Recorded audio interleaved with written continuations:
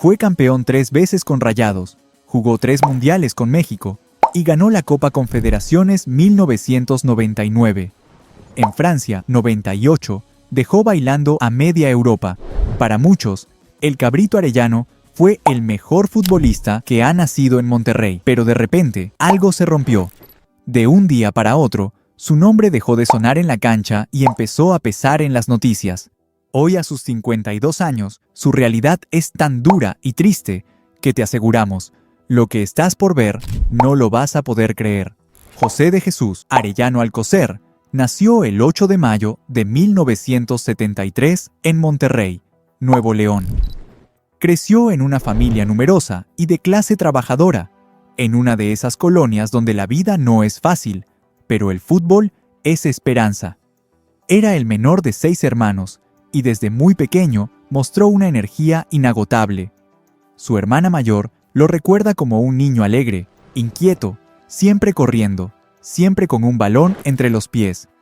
Su papá, Don Jesús, era apasionado del fútbol y fundó un equipo barrial llamado Leones Negros, donde el pequeño Jesús empezó a jugar desde los 5 años. No había lujos, ni canchas parejitas, ni entrenadores con cursos. Había tierra, piedras y muchas ganas. Ahí, en la colonia Indeco, se formó el carácter del que más tarde sería ídolo de multitudes. Cada tarde se armaban las cascaritas del barrio, y él jugaba contra chavos más grandes, más fuertes, pero no se achicaba.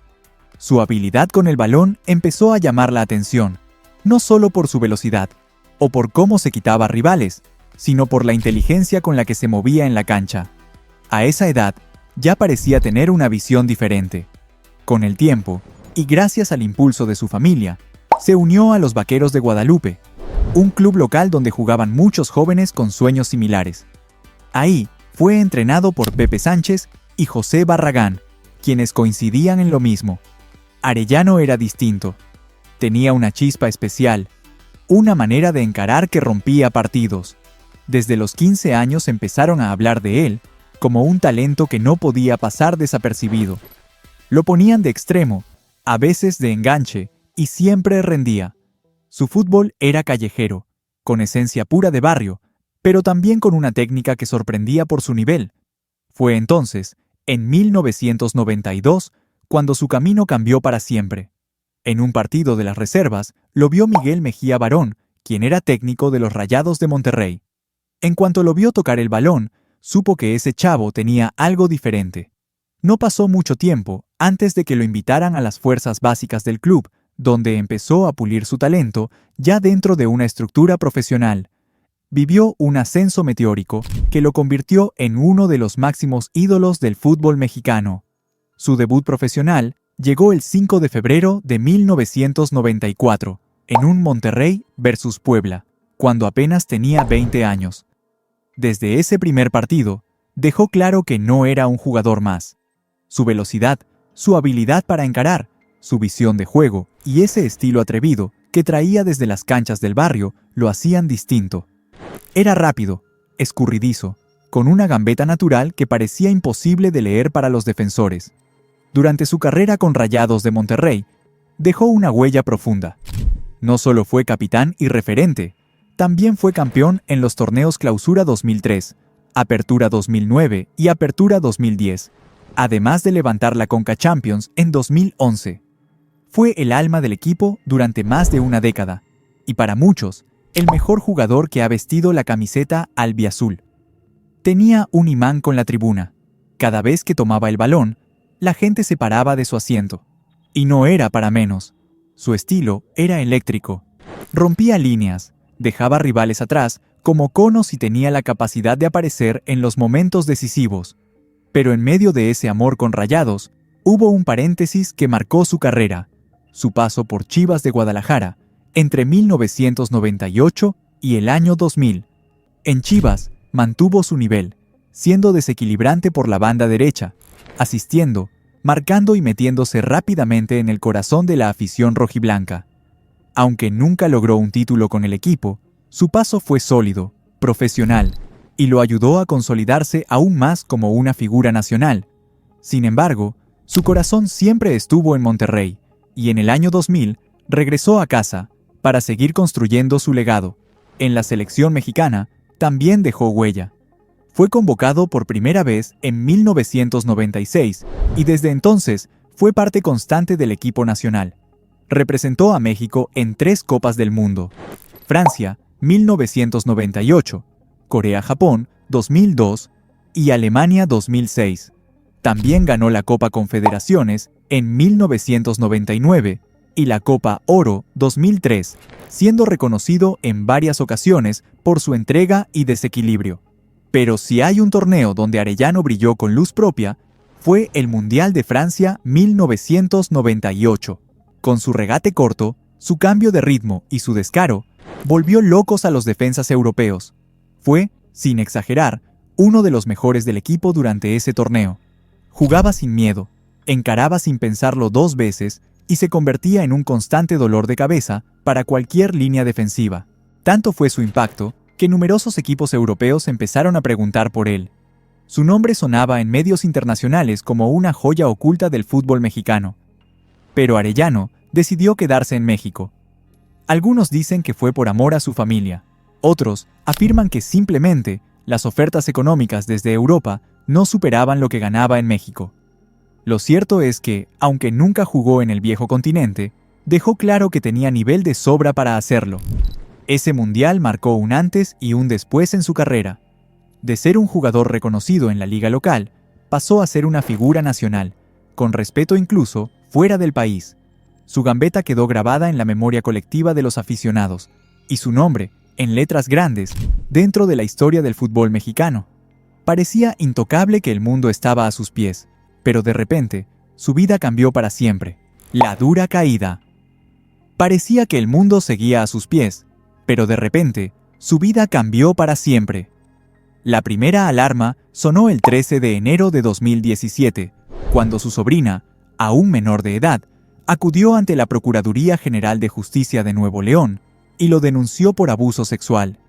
El país entero sintió que algo se quebraba. Arellano, ídolo de Monterrey y referente nacional, pasaba de ser un gigante sobre el césped a una figura señalada por una acusación escalofriante. Un juez fijó una fecha para que compareciera, el 24 de enero de 2017. Pero el cabrito no se presentó.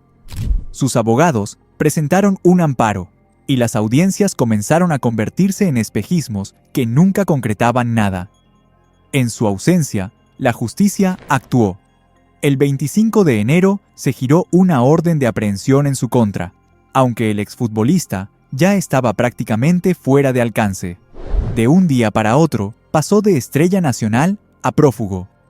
No hubo contacto con familiares ni movimientos públicos. El silencio de Arellano alimentó la sospecha, y el rumor se convirtió en realidad. Lo andaban buscando. Fueron más de 2 años de incertidumbre. El ídolo juvenil, el símbolo de gambeta y picardía, se convirtió en una sombra fugaz que esquivaba cámaras, cuestionarios y, sobre todo, al sistema judicial. Hasta que, el 7 de mayo de 2019, la historia dio un vuelco brutal. Elementos de la Agencia Estatal de Investigaciones de Nuevo León lo detuvieron al llegar a su domicilio en la colonia Cumbres Oro, en Monterrey. Frente a la puerta de su casa, el pasado lo alcanzó. Fue ingresado al Centro de Reinserción Social de Topo Chico, una cárcel con fama de tenebrosa, narrativa de motines y violencia integrada en el imaginario colectivo. Por 5 días, la figura de aquel exfutbolista, con una carrera brillante, convivió con reos de historias completamente distintas. En el penal, se tejió una tensión brutal entre el silencio del imputado y los murmullos de la prensa y la afición, convertidos en huellas de lo que fue y ya no es. Llegó entonces el momento de que la justicia hablara. El 9 de mayo de 2019, tras una larga audiencia de más de 4 horas en la Sexta Sala de Justicia de Nuevo León, la jueza Aída Araceli Reyes tomó una decisión que remeció el juicio público. No lo vinculó a proceso, decretando su liberación inmediata. Argumentó que no había pruebas válidas que pudieran sostener la acusación de abuso. El veredicto fue claro. No hubo evidencia médica ni biológica de agresión sexual. El abogado defensor lo expresó sin rodeos. No hubo señal de cópula, ni indicios de que hubiera ocurrido algo contra la voluntad de la menor. Y ahí, en ese cierre de sala, el cabrito salió libre. Regresó a la calle, al entorno que lo elevó y también lo desmoronó. Pero su caída no estaba concluida. Aunque había logrado evadir el proceso penal, el caso siguió abierto, como una pesada sombra. En diciembre de 2020, fue citado nuevamente para una audiencia, pero no acudió. Sus abogados asistieron en su lugar. Acto seguido, las autoridades emitieron otra orden de aprehensión, como si el pasado le negara de manera rotunda la posibilidad de escapar de nuevo. Parecía que había escapado, pero ese no era el final, su duro presente. El silencio es ahora su compañero. En diciembre de 2020, tras casi 4 años de incertidumbre, Arellano fue nuevamente llamado ante la justicia. La corte lo citó, pero solo sus abogados hicieron acto de presencia. Él, no. De inmediato, se dictó una nueva orden de aprehensión, como una sombra legal que volvió a caer sobre su nombre. A partir de ese momento, desapareció de todo mapa. Ya no hay pistas sobre su paradero, solo la ausencia insistente de un hombre que un día dominaba la banda derecha con destreza y ahora se convirtió en un fantasma buscado por autoridades y extrañado por un fútbol herido por su caída. Desde entonces, su vida parece estar congelada en una estación sin salida. Ya no es el ídolo que jugaba con el fuego de la gambeta, sino alguien que camina perdido en un laberinto legal y social. Hoy, con 52 años, Arellano vive un presente duro y triste. No hay señales de un refugio seguro, ni de gestos de perdón o reconciliación pública. Está atrapado en un limbo que ha borrado todos los colores de una carrera brillante, reducido a un nombre que ya no evoca goles o regates, sino una historia rota e inquietante. Ante su desaparición, han surgido múltiples teorías sobre su paradero. Algunos creen que Arellano se mantiene oculto dentro del país, amparado legalmente y moviéndose entre ciudades con el apoyo de abogados y contactos cercanos. Otros aseguran que cruzó la frontera y se refugió en algún país de América Latina, donde la extradición es más compleja y el anonimato más fácil de conseguir. También hay quienes sostienen que cambió de identidad por completo, alterando documentos y apariencia para rehacer su vida como otro hombre. Y no faltan quienes piensan que se esconde en algún rincón rural de México, donde el olvido es parte del paisaje y nadie pregunta demasiado. Ninguna de estas versiones ha sido confirmada, pero todas alimentan el misterio. La afición, que una vez coreaba su nombre con pasión, se enfrenta ahora a un escenario incómodo. ¿Qué queda del cabrito? ¿Cómo recordar al jugador sin llevar consigo la mancha de lo que ocurrió después? Se percibe una mezcla de nostalgia y decepción. Monterrey lo convirtió en leyenda, pero esa misma plaza, hambrienta de respuestas, guarda hoy su recuerdo con recelo. Su familia y entorno, si es que aún conservan contacto, también viven bajo el mismo peso, sin público ni consuelo. Las autoridades siguen activas. El procedimiento penal sigue abierto. El caso no ha concluido. A pesar del paso del tiempo, no hay señales de que esté dispuesto a presentarse o enfrentar el proceso. Ese abandono voluntario sugiere una huida que no es solo física, sino también emocional. Renunció a su legado, le dio la espalda a una ciudad que lo vio brillar y se negó a cerrar el capítulo. El protagonista decidió no ponerse al frente de su propia historia. Ahora, su final no será en una cancha, con aplausos y flores. Será en la fuga eterna, en el olvido encubierto por el miedo y la sombra de lo no dicho. No hay redención, no hay reconstrucción, no hay cierre. Debate en redes. En las redes sociales se desató un choque de emociones que ni la defensa más férrea podría contener. Están quienes todavía se aferran a los recuerdos de su gambeta y su fuego en la cancha. Comentarios como: nadie como el cabrito para levantar al equipo en los momentos ásperos. Eso fue pura pasión regia. Yo lloré esa final del 2003 pensando que sería eterno. Cómo duele recordarlo así. Se repiten con nostalgia en los hilos de Twitter o Facebook. con fans que se resisten a borrarlo del corazón. Al otro extremo, hay voces que no dudan en cuestionarlo.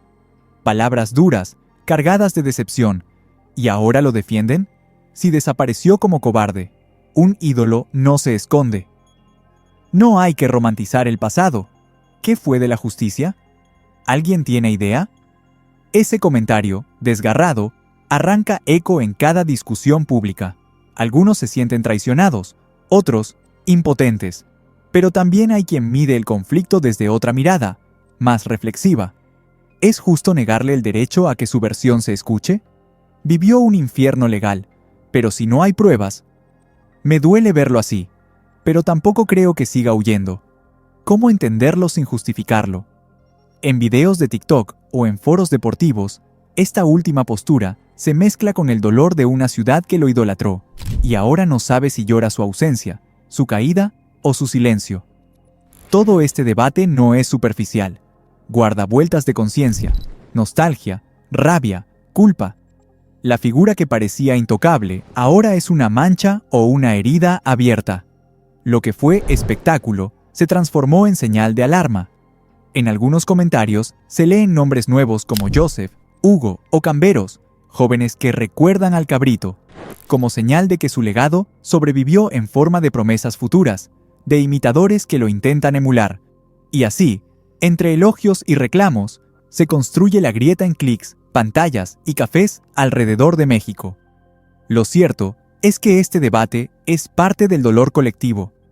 Arellano pasó de ser un símbolo de alegría a un apellido que pesa, que incomoda, que obliga a preguntar a cada generación qué valora más, el talento o la responsabilidad.